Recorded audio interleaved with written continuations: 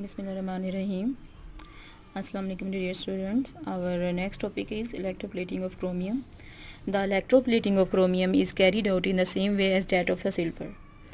The object to be electroplated is dipped in aqueous solution of chromium sulfate containing little sulfuric acid that act as a electrolyte.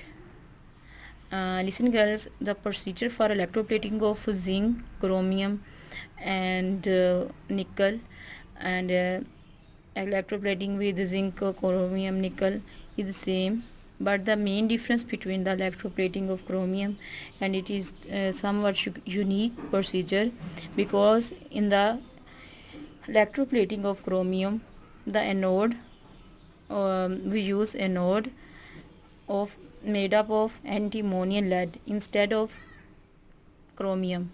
The reason is that why we use antimony lead, and what is the antimony lead? Antimony lead is consists of a combination of 4 or 3 metals, which is antimony, lead, zinc, nickel and tin.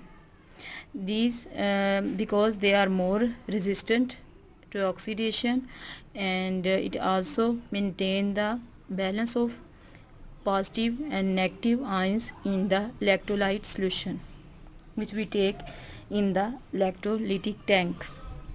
First of all, we will take electrolyte solution, electrolytic tank, and take electrolyte solution of chromium sulfate, salt of chromium sulfate in it, and we will add little sulfuric acid to accelerate the process of oxidation and reduction, and the object to be electroplated act as a cathode while anode is made of antimony lead.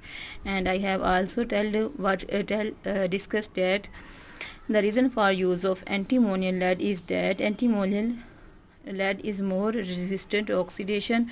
And why we don't use anode made up of chromium? The reason is that if we use anode made up of chromium, it will not properly dissolve in the chromium sulfate in the solution, chromium sulfate solution, and the deposition of chromium can not be properly occurred on the metal surface, on the next metal surface which we want to be plated with chromium.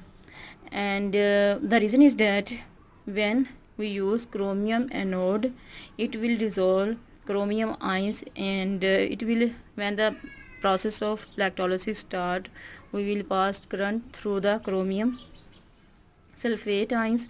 It will convert into chromium ions, 2Cr plus 3, and sulfate ions. And there is also sulfuric acid also present there, which will also convert into H positive and sulfate ions.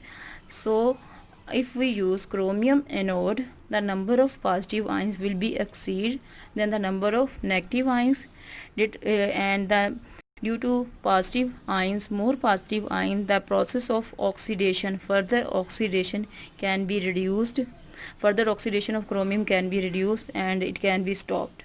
That's why, to balance the number of ions in the solution, positive and negative, we will use antimony lead instead of chromium lead.